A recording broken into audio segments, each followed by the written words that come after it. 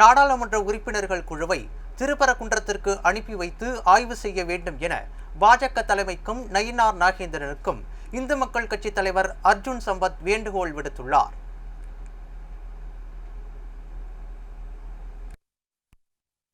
அந்த குடும்பத்தை சார்ந்த பூர்ணச்சந்திரன் மலை உச்சியிலே தீபம் ஏற்றுவதை நீதிமன்ற தீர்ப்பு கிடைத்தும் இந்த அரசு தடுத்து விட்டது என்று ஒரு முருக பக்தராக தீக்குளித்து தன்னுடைய உயிரை தியாகம் செய்தார்.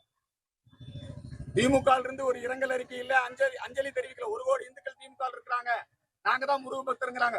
உன் கட்சி தொண்டை முருக பக்தர் இறந்து போயிட்டான், ஆறுதல் சொல்ல வரல, கலெக்டர் வரல, மந்திரி வரல, அந்த குடும்பத்துக்கு உதவித்தொகை இல்ல, அந்த குடும்பத்துக்கு அரசு சார்பில் உதவித்தொகை இல்ல.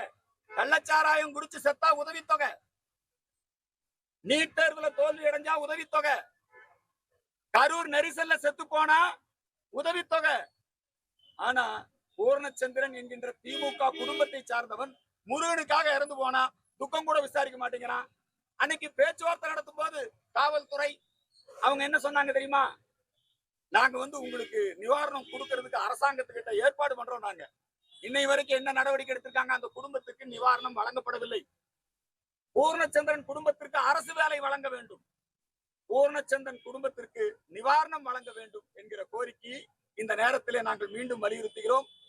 அதே போல பாரதிய ஜனதா கட்சியுடைய எம்பிக்கள் நாடாளுமன்ற குழு இங்க திருப்பரங்குன்றத்துக்கு வர வேண்டும். கரூர் நெரிசல் சாவுக்கு நாடாளுமன்ற குழு வந்தது, விசாரிச்சாங்க. பிஜேபி சார்பில் நிதி உதவியும் பண்ணாங்க.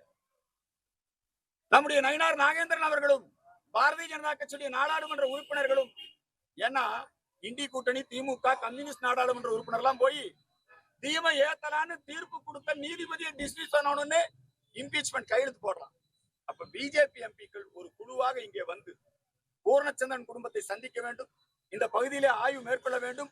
பூர்ணச்சந்திரன் குடும்பத்தை சார்ந்த அந்த குடும்பத்துக்கு மத்திய அரசு வேலை வாய்ப்பு வழங்க வேண்டும். இந்த கோரிக்கையை பிஜேபிக்கு நாங்க இந்த நேரத்தில் முன்வைக்கின்றோம்.